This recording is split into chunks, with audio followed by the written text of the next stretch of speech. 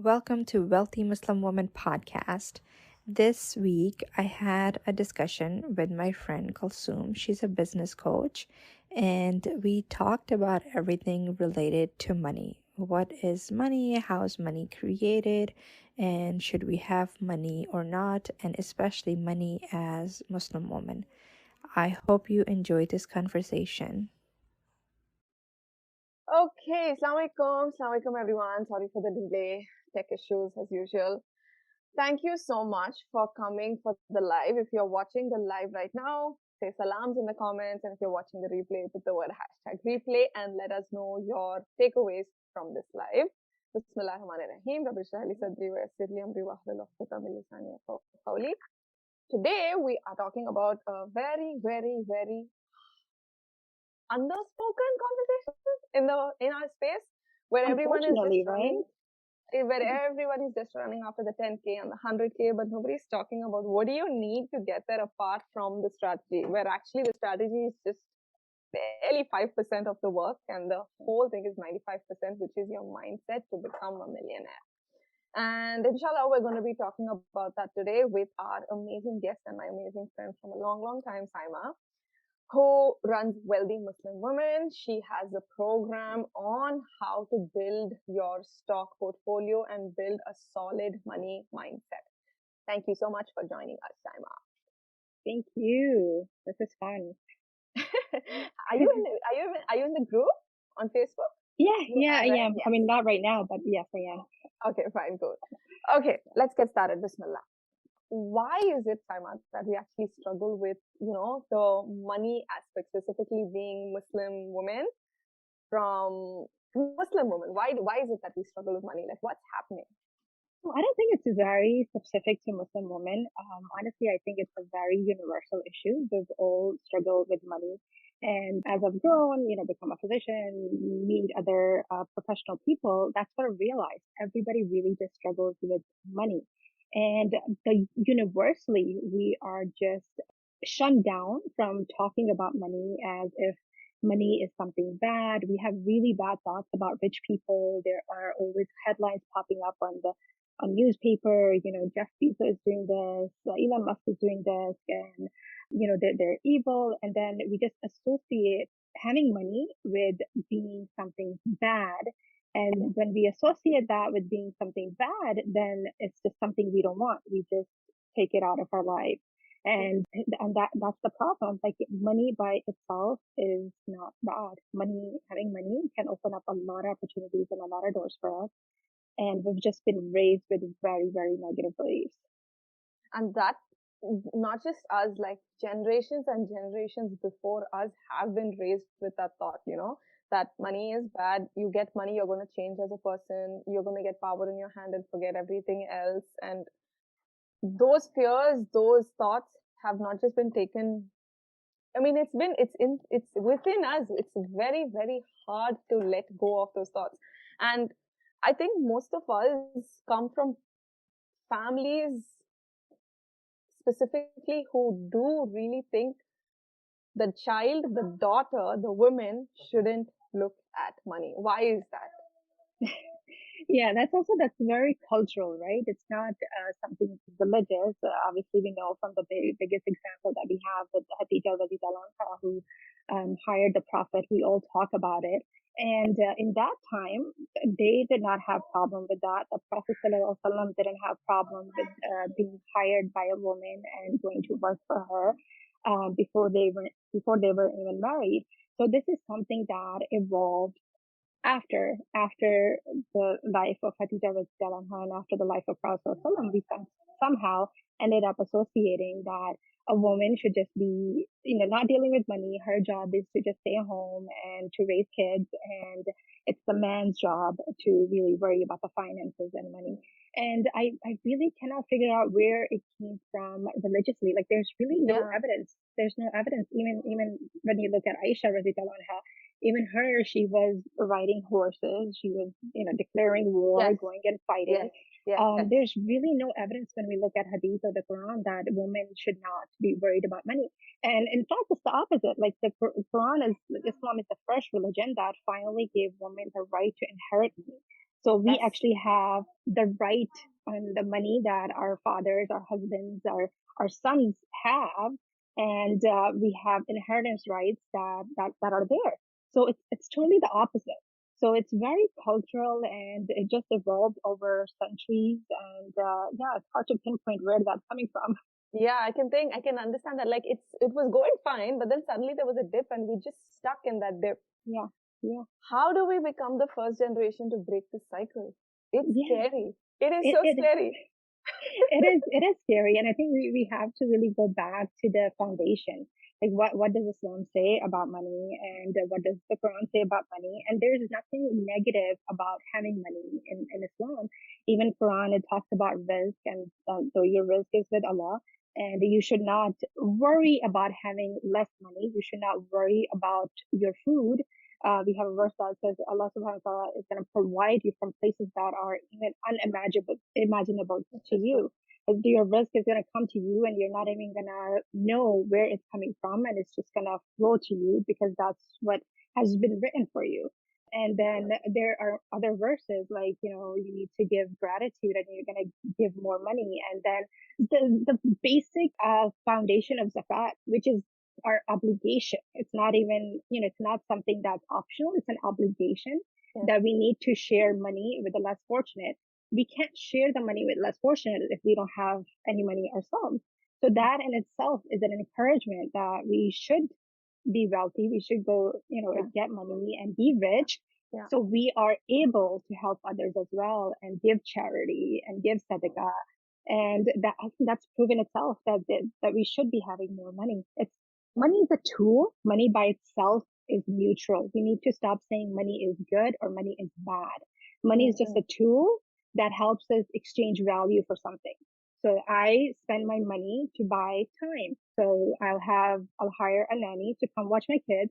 So I can have a couple of, minutes, a couple of hours to myself where I can go to the Yeah. gym and I can give back to myself. And that's the value I am getting. And I am thankful to have that money to be able to do that. Yes, mashallah. Yeah. That is so true. And I like the part where you spoke about Allah will provide the risk. It was a story that I've been telling my clients. And I'd like to share it with you. Like I was reading in the book, one of the books that, Allah is our razak, right? He is the provider. It was back the time of Ibrahim alayhi salam and his wife Hajar, who were stuck in the desert. And Ibrahim alayhi salam told his wife, "You'll have to stay in the desert with the baby all by yourself while I go." And she asked him, "Is this a commandment from Allah?" So he said yes, and she said, "Okay, that's about it. Allah knows best, and I'm just gonna be here, right?" So she stuck at she was there, and she was running out of feeding her baby, and she was getting hungry. However, at that point, she didn't say, "Hey, you know what? Allah put me here, so I'm just going to sit and wait it out for Allah to send help." What she really did was, run and scream for help between the two mountains. And when she did that, she actually put the effort in to make things happen, for making. So Allah is a razak in two ways. One, when you do the work and you get the result, not from the place that you thought it would come, but from an unimaginable place. And two, you don't do the work and you still get it. But we cannot always pin down and say, "Hey, today I'm not going to do work and it's going to come." We always have to strive to do the work like she did, which actually resulted in giving water for the rest of the generations. Right. Yeah. And that's like having the taqwa and tying your camel at the same time, right? So, Exactly, yeah, exactly. yeah, Always tie your camel. Like you can't say that, "Oh, Allah's going to give me the race, so let me just sit over here." No, it's very, very necessary. And I always go back to her, like, if like I'm like, "Oh, I don't want to do this," let it be. Like, no, you know what? I need to get this done. I need to get the process done. And if the process looks really difficult, don't look at the whole staircase. Just look at the next step. right. Tomorrow, what do I need to do? The day after, what do I need to do? And that builds your confidence big time when you say, "Oh my gosh, I got everything done for today, so let's try the same thing tomorrow." However, if you look Exactly. the whole thing like, "I can't do that," and you just run away completely. Yeah. And I And also yeah, go yeah. on. Go ahead. No, no, you go ahead. There was one more thing that you said after risk that I wanted to talk about. Forgot what it was. Okay, go ahead. Go ahead. Yeah, and really the other thing that we need to stop thinking is limiting ourselves with how much money we can have. We always Yes. think that money comes from how much time or how much effort we put into something, but that's really not true. So the society teaches us that you're going to get this much money if you put in this many hours at a certain job. And we end up just limiting ourselves to that. So for example, for me, it was like, okay, to be earning six-figure income, to be earning 300,000 or more, you have to go to medical school and you have to become a doctor. And then your limit is that you're going to earn that much. And that's where we limit ourselves. But money is unlimited. There's True. no True. limit There's to money always in more. this world. Yes. There's Yes. there's tons and tons of money out there. You can have 6, 7, 8 figures of money. There's people who have billions and billions of dollars, and the only thing that has helped them to get there is just believing that they'll be able Believing to that they have, can make they that much can make money. billions and billions of dollars. Yes. So if you That's really just it. put down that I'm going to make $1 million, Yeah. then you're going to work to get that This million is true. dollar, and you have more chances of making that This million is dollar very true. versus if you just tell Yeah. yourself, I'm only going to make $100,000, that's my capacity, then you're going to be stuck at that $100,000. So that limiting belief is something we have to come out of and be like, there's unlimited amount of money, and there's nobody, deciding who gets to have money, right? Like previously, yes, there were a lot of limits. The wealthiest people were white male, but now with the advances of internet and all the access we have, anybody can really generate money. Yes. So even as a female, we felt limited because females didn't have that right, and there were less females going to school and getting education. But we've overcome a lot of that. So just 100%. believing that you can have $1 million will get you to that $1 million versus just believing that However, you, with yeah. us, I'll tell you what, and specifically with us, what the problem is. If I make more money, I will lose time with my. Mm-hmm. Yeah. That is the limiting belief, that Yeah. specific limiting belief that, Yeah. if I need to make more, I need to do more, which means I Yeah. will lose time with the family. Yeah. And I Which remember is, thinking that, yeah. I remember thinking that a lot before, like, no, I don't want to make, consistent so much money every single month. I know I could do, I had all the resources available, but I remember thinking that, because someone asked me a very powerful question. How much do you believe that you can make that consistent income every single month? Someone asked me that powerful question, and I was like, oh, I don't believe it enough. And why don't I believe it enough is what I had to go into. Yeah. And I realized the reason why I wasn't is because I was in my head, I kept thinking, I need to do more. I need to do more. I need to do more. But the thing is, as you grow in your business or whatever it is you're doing, you get smarter on how to handle it. You get smarter on how to handle the money, and exactly like for you, wealth doesn't always mean like I need to go buy the things. You buy time by outsourcing stuff. When you make more money, there's more money to give away. Like as the same way, like you give away zakat, the same money you'll give away to outsource so that people can do it. And I'll tell you, Saima, alhamdulillah, alhamdulillah, alhamdulillah, in my working life as an entrepreneur, this is the easiest time that I'm living in right now. It is the easiest time, alhamdulillah, working so much lesser because everything else is outsourced. And I realized with that, like last year, I had money sitting in the bank, okay? But it was just sitting in the bank. And I'm like, see, I made so much, I made so much. I'm like, why am I not happy? Why am I not happy? I'm like, you know what? It's not going to sit in the bank. It's going to get utilized so I have my time back and do the things that I want. Yeah. And that is what's important. Yeah. And what's important to recognize is here is how do we create more money? And we think it's by putting in more time and putting in more effort, but that's not true. We don't make money because we put in more time or because we put in more effort. We make money based on how much value we are putting out into the world. So 100%. whatever value we are giving to the world is just going to give it right back to us. And that's also very Islamic concept. I'll just read on giving in charity, the hadith. The Prophet ﷺ said, charity does not decrease your wealth. And when we give in charity with sincere intentions, Allah subhanahu wa ta'ala gives it multiplied back to us in this world and the next. So the way we get value back is by giving value. So we have that very limiting belief that if I teach you something and about the stock market, and I can teach you that money is very easy and you can make millions of dollars in the stock market, and it's very simple. I can tell you in one sentence, and I do that in my podcast. A lot of times we have that belief that, oh my God, if somebody else gets that knowledge, they're going to get more money and I'm not. we have that very Scarcity. Yeah. scarcity mindset, Yeah. right? Yeah. Like, oh, if the other person has more money, that means I'm not gonna have that money. But Yeah. that's not true. The other person has their own risk written for them, and they're gonna get that no matter Yeah. no matter what different ways.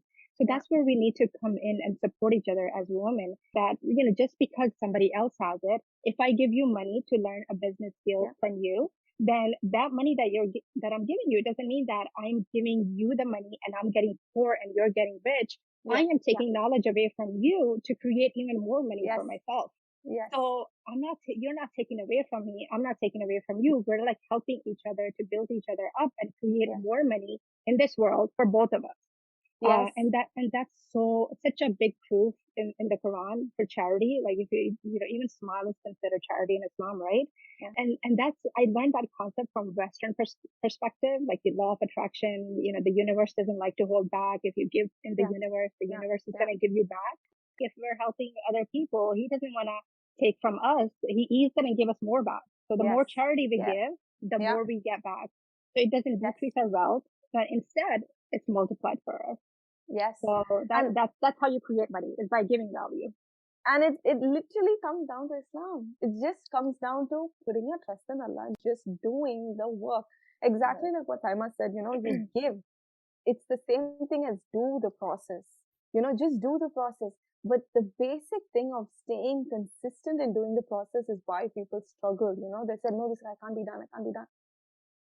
But you know, and I'll tell you, Simon, like I was looking at Amy Porterfield the other day, and I mean, she because if you don't know her, she runs like I don't know, $1 billion business on with online courses. I was looking at her content the other day, Simon. It's so simple stuff like Yeah. believe in yourself, do this, do that. And how is this making $1 billion? How is it like her content? Her program's good, mashallah, it is good. Yeah. But the content that's coming on social media, the posts that she's putting, is basically simple. And I had to trace back and see what is happening. The thing is, she's doing the process every single day. Yeah. She's putting value. It might not be high, deep. Like, I was thinking that the more I get better at coaching and the content has to be more deeper, more stronger. No, it just needs to be the same over and over again. I don't need to reinvent the wheel. I don't need to rack my head and think, what more can I write today? The concepts are very simple and So universal. simple. And Exactly. universal. Everybody knows them. Exactly. Yeah. People just need reminders. And Yeah. anytime you struggle with scarcity, I've always believed, just look outside your window. Look at the number of leaves on the trees. Look Yeah. at the number of blades of grass on the lawn. Yeah. Look at the number of fibers in your carpet. Look at the number of hair on your head. Yeah. There is so much abundance in every single thing. Do you really believe there would be abundance lost when you give away? When you Yeah. give away, it grows more. It Yeah. grows more. Yeah. Yeah, and I'm so glad you brought up Amy Porterfield. And for those who don't know her, I definitely recommend going and listening to her podcast. She a lot of times has her guests there who are her previous students who took her course on how to build courses, and they've created millions and millions of dollars for themselves. And one of the things we think is that, okay, to make money, you need to have very high education level. You need to have a lot of resources. You need to have a lot of time. If you listen to the stories, they're amazing. There are women who are literally making millions of dollars from teaching crochet classes at home. There's a woman who has made a multi-million dollar business on teaching women how to potty train your child. I So need to go join that. it's insane, right? Like the things that we don't even consider, like if I'm a mom and I've learned how to potty train or sleep train my child, that's a skill. Like that's a skill that you can share with the world. And how are you gonna deliver that value to the world so that the world is coming and for giving you that value back? So it doesn't have to be very complicated. You don't need an MBA. You don't need, higher level of education. We have examples of richest people who have dropped out from college and made multi-million dollar Yeah, companies. yeah, And now there's more and more examples of that because yeah. internet has made it so easy. So Exactly. we're blessed. And we are blessed, and the world we're living in right now, that the generation we're living in right now is so good. We have so many resources to get better at what we do. And as a mom, I generally like, see, my thing when I started doing, I wanted to work from home and stay close to my kids, and impact women all around the world. the kind of work like course creation, what Amy is doing, coaching, are all things that fall under that umbrella, which you can do from home as long as you can just do the work little by little every single day. It doesn't need to be fancy. You don't need to know tech. Yeah, you need to show up in front of the camera, which takes a little bit of a work. Yeah, you need to probably do a live. Yeah, you probably need to record a few things. But those things will build character within you so much. And it's a one-time thing, Saima. Like this concept that we teach, where we run a master class and we repeat that master class over and over again. That one thing that we put work into 1 year back is generating money, like over and over again. One time work. It's literally like you created a song and you're living on royalties for the rest of your life. Yeah. Yeah. That's it. It is. It is. It is. And so many people are doing it. And not even that, like, I don't even know how TikTok generates money, but like, teenagers on TikTok and kids on YouTube videos, Yes. and they're getting paid millions of dollars just from these companies. So we need to change. Yeah. I think the biggest limiting thought belief that we have is money is hard. One of the sentences that we all ended up hearing as child is money does not grow on trees. And I like to challenge that, money does grow on trees. It's paper. Money is paper, and paper comes from trees. So, it's money is very easy. It's simple. We need to change that. It's a simple thought in our head and just put a number on what we want to create for ourselves in our lives, and we'll be able to achieve it. There's nothing that can stop us, really. That is true. That is 100% true. And if you, like, for example, girls, if you say, hey, you know what, I want to hit 100K in the next 6 months, in the next 1 year, whatever it may be, start with, first I'm going to finish 10, then I'm going to finish 20, then I'm going to finish, and for every 10, 20, 30 you do, reward yourself, pat yourself on the back, I don't know, go do 2 rakat salah and thank Allah for it, and keep moving and see before you know it. The thing is, we don't like the slow, gradual work. We want immediate gratification in the life we're living right now. Why didn't I make 100K? I've been working for 2 months. But if you actually did that for 12 months and you look back and be like, oh my God, I did more than 100K. Right. That's it. And the growth that you get yourself. Oh my, whole experience. That is another level. The connections you make. Exactly. Exactly. So, Simon, how do we get rich? How do we make money? Lots and lots of money. So that's creating value, really creating value in the world. Start giving back to the world, and we're going to get that money back. Changing the first piece is changing that mindset, changing that thought. Put a number on what you want to create, and you'll be able to create it. And there are so many different ways, right? So for example, I like to teach stock market. So once you have a job, you should be investing that money, and you can invest that money in different ways. And one of them is in other businesses. I hope it's okay. It's like doing some weird stuff on the video, but hopefully it'll record okay. I can hear you. I can hear you. So that's one of the things I teach. You can hear me. Okay, good. Just thinking of an idea, what comes to your mind, creating multiple streams of income. Your job should not be your only source of income when it comes to it. Think of what you need, what you want, and you can create that. So for me, I really wanted to have a journal that I like, and how I want to write in it. I really love starting with gratitude in the morning, tracking salah and everything. And I was able to, I was like, okay, I can't find the journal that I really want.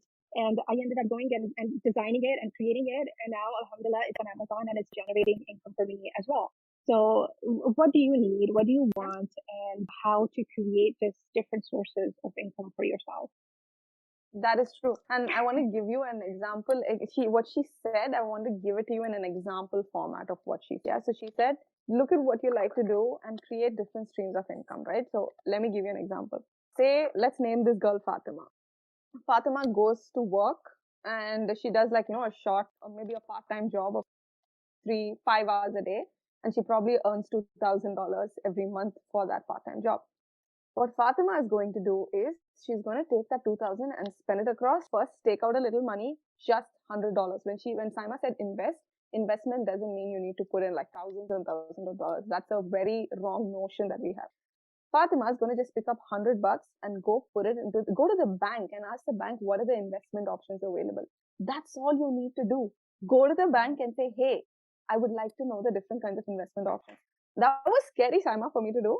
That was scary for me to go I and just remember. ask what are the different investment options. But it Yeah. opened a stream of information for me, and then it started with just $100. Okay, so said Fatima went. She asked the bank. The bank said, "This is what you got to do. Sign over here. Show us your papers. Show us your ID proof." And she started investing $100 every single month. 6 months later, Fatima is looking. She has 600 saved, which she's never done in her life. Now Fatima's energy has been boosted up. She's like, wow, now I have two streams of income. This money is compounding over time. And Yeah. what looks like 600 right now, it's going to look like 20, 30, 40,000 in the next 10 years, 5 years, whatever it may be. Fatima's energy is boosted. She's feeling, wow, that's how money grows. I think I can do that in another way. I'm making money in my job. I'm making money over here. Now I'm going to teach other people. I don't know, maybe she's a kindergarten school teacher or something. She's like, I'm going to teach others how to become a kindergarten school teacher. What are the application form necessary? So she runs a little group over there, gets about 5 people who are interested in learning about it. She creates little templates, Canva pamphlets or something. She sends it around, gets 5 people, signs them up for like $200 each, makes $1,000 and teaches them how to set it up. Immediate $1,000. Third stream of income done. Fourth stream of income. She's like, many people cannot afford. I'll keep this $100, $200 thing going on, and probably go create a little ebook which is $27. Do you see how one piece at a time just grew? Yeah. Maybe 1 year, it might just look like Fatima just made 2,000, but 10 years later, it'll compound up the money. Yeah. It'll compound. Yeah. And I'd like to give an example of compounding. So I recently did a talk, and the question I asked was like, how much do you think it takes for a parent to have $1 million saved for their child by the time they turn 60, 65 years of age? Like, how much would you need to save over their lifetime? And the answer is only around $2,000 one time saving. So not $2,000 every month, not $2,000 every couple of weeks, Just but one time. $2,000 like one time, around $2,000 when the child is born, the first year, child is born in 2022. And I save that money and I put it in a safe investment like a mutual fund that has shown an average return of 10%. That one time 2000 is going to turn into over $1.225 million by the time the child turns 65. So we can help our kids grow and leave like generational wealth for them. And the same thing for charity, for sadaqah. If we don't, the sadaqah jariyah, we can put that money into a donor advice fund, and that money is just going to grow and grow, even when we're dead, even when we're gone. If the stock market is still existing, the world is still existing, that money is still growing, growing, growing, and that money is going to your favorite charities, other places, forever. So creating like really sadaqah jariyah for yourself or really for your kids is so simple, and it doesn't take a lot. It doesn't take that much money at all. My biggest takeaway from this is creating a mutual fund for Sadaqah Jariyah. Yes, yes, Oh my God, that is so smart. Like, yeah, just get the compound money in, and all the dividends that come out, all the extra profits that come out, just keep getting pulled out for ever and ever and ever until it grows. exactly. Yeah. So there are funds that do that for you. So once you open, it's called donor advice fund in the US. I'm not sure what they're called in Canada. But really, once you put money into those funds, that money does not belong to you. So I end up putting, the zakat money, everything there, and then sending to the charities from there each year or each month whenever I like. And that's going to keep happening until the world exists, even though I'm gone probably for centuries. Oh my God, that is so Yeah. smart. Yeah. This is millionaire mindset, isn't it? It's not just about this life; it's about the Yeah. afterlife too. For us, it's about it's more about the afterlife. Like, this is temporary for us. Even if Yes, we of have course. millions of dollars in this life, like, it's temporary. We're not going to take it with us. It's going to stay here. But what do we take with us for the next world? And True. that's what we leave, and that's what we give to others. Yeah. How can we practice a millionaire mindset on a daily basis? Tell me in terms of, I know you specifically mentioned the more you give, the more you make back. What can I do? Simple things like I know you said value, but what are if we could get a little bit more detail, what can I give in simple daily life as a Muslim mom, Muslim coach, Muslim entrepreneur? What can I do I on a mean, daily basis? yeah, I mean, as a Muslim, as even if you don't have, there are women out there who say, I don't even have, $10 to give. I don't even have money to give. But in Islam, like, that's not the only giving we have, right? Even just smiling, as we said before, is charity. Anything you do to help somebody, if you've removed take a rock away from the road and clear the pathway, that's charity. That's giving back to the world. So anything you do is really giving, as long as you have good intentions of just giving to the world, to the people. That's giving. There's you don't have to give millions of dollars. It's whatever you have. Even if it's not money, what other value can you give? Free resources to your community, going and giving talk to the kids, the teenagers, anything to the masjid, any resources that people need. Just giving that is huge. But the biggest thing for me is really accepting and showing gratitude for what we have. So daily gratitude, even Allah subhanahu wa ta'ala says, if you give thanks, I will give you more. Yes. So he's given us everything that we really need. There's no secrets. He's literally told us how to get more in this world. Just give thanks. And that's the first thing. So that's why in my journal, when I did that, like the first line I have, today I am grateful for. Yeah. So I like to think of a couple of things for that day, just that day that I'm grateful for. And a lot of times what ends up happening for me is just being grateful to have a mind, a sane mind, where I'm able to see what I have and where I'm able to appreciate what I have. Because a lot of times we end up just comparing ourselves, looking at other people, what they have, and the grass is always greener on the other side. And just acknowledging if we have kids, if we have our health, if we're able to see, if we're able to hear, if we're able to talk, those are the biggest blessings that there are. And I think our mind is the biggest blessing we have if we're able to understand and accept and have an insight. Versus, there are people who unfortunately don't have that, psychiatric conditions and other things. So what we're grateful for doesn't have to be that complicated either. There's just so much we can look around. It's just to make the time to sit down for 5 minutes every day and just say, what am I grateful for today? Yeah. And your mind will come up with so many things because you gave that little space to actually sit and breathe and think, what am I grateful for today? Yeah, agree completely. Okay, any parting thoughts, Aima? No, I guess just remember, rizq is always from Allah, and there is really no limit on the amount of money you can have. You can decide how much you want, and you'll be able to create that. And just always be grateful. And those are the three things. Put a huge number to it. Specifically, something you told me the other day on WhatsApp. What was that? If the goal isn't scary enough, then it isn't a goal worth fighting for. Yeah. So put a number that you feel scary in terms of in terms of income or money that you would like to generate. Yeah. Put it something that's scary for you, and I'm telling you, you'll get creative in random ways that you can make it happen. And to do that, it just doesn't mean you need to do the work. The work actually involves gratitude. The work actually involves thanking Allah. The work actually involves giving value in different forms in your whole day. And most importantly, asking dua every single day to give this to you if it is on. Really, really believe that with all my heart. As simple as it sounds, I literally know it's been proven right for me by just sticking to that goal. Thank you so much for doing this. No, thank you. It was awesome talk. It was so good, and I really hope more people start educating themselves around money. Yes. Okay. Yeah. Cool. Take care. Say Assalamualaikum. Take care. Bye. Bye again.